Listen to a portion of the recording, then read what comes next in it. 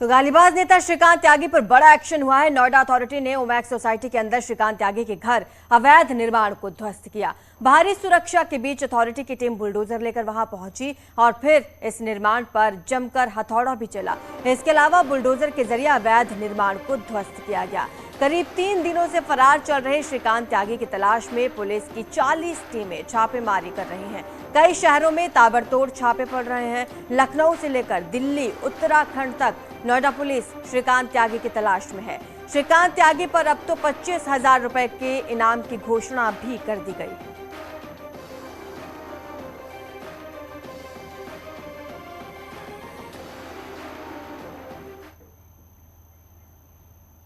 और इसी पूरे मामले पर बातचीत करने के लिए नोएडा के ओमिक्स सिटी से संदीप पांडे और फराह खान भी हमारे साथ जुड़ी हुई हैं। संदीप, सबसे पहले तो यही, क्योंकि सब यही जानना चाहते हैं कि क्या श्रीकांत त्यागी का अब तक कुछ पता चल पाया है? फिलहाल इस बारे में कोई अपडेट?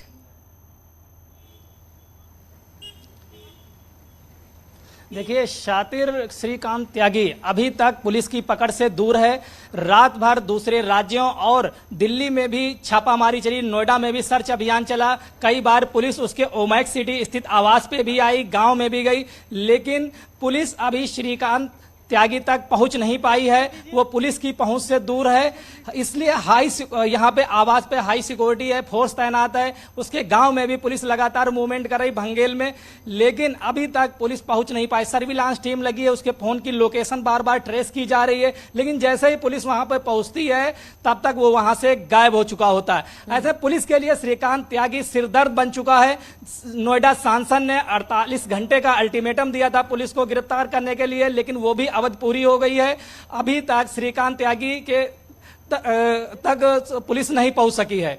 लेकिन अगर कार्रवाई की बात करें, कल उसके ओमैक्स सिटी स्थित जो फ्लैट है, जो अवैध निर्माण उसने बनाया था, उस पर बुलडोजर चल गया और भंगेल में जो उसकी मार्केट है, जहां पर उसका लाखों रुपए किराया था, जानकारी ये मिली कि अथॉरिटी ने जब उसकी पैमाइश की है तो वो अवैध पाया गया है। उस पे आज एक्शन हो सकता है, अथॉरिटी की टीम बुलडोजर लेके पहुंच सकती है, बड़ी कार्रवाई हो सकती है आज। ठीक है संदीप, हमारे साथ फराह खान भी जुड़ी हुई है। फराह, आपके पास इस केस से जुड़ी हुई कोई ताजा अपडेट?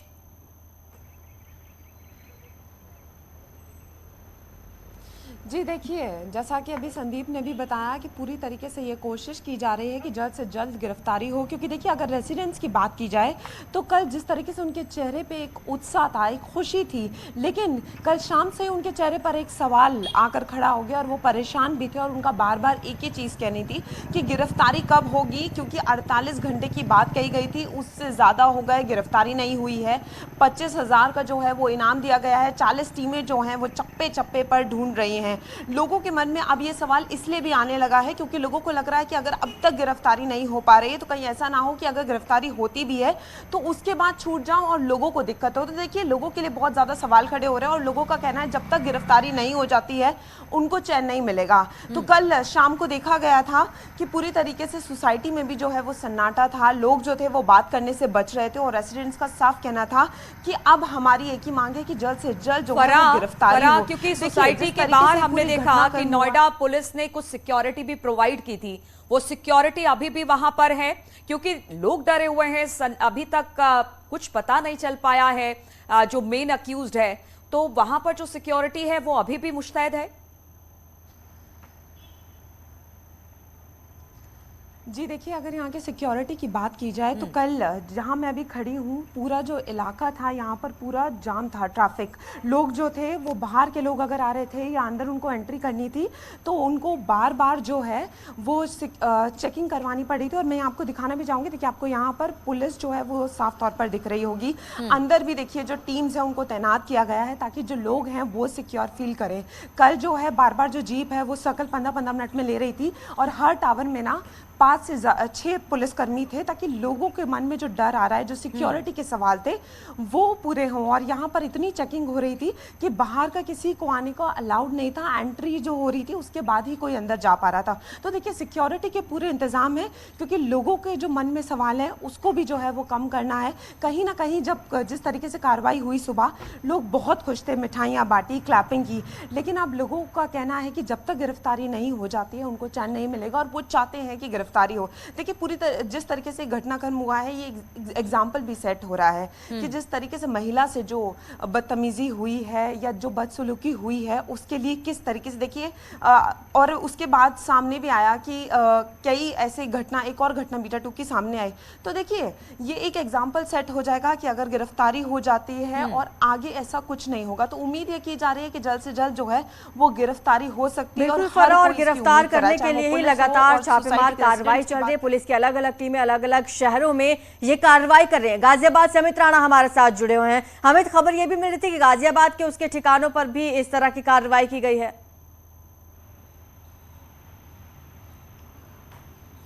देखिए, श्रीकांत त्यागी वो नाम है जो कि बीते कुछ दिनों से सुर्खियां बटोर रहा है। ऐसे में गाजियाबाद भी इसे अछूता न रहा, क्योंकि गाजियाबाद का ही रहने वाला बताया जा रहा है। मूलतः सिहानी गांव का रहने वाला है श्रीकांत त्यागी और यहीं उसकी पैदाइश थी।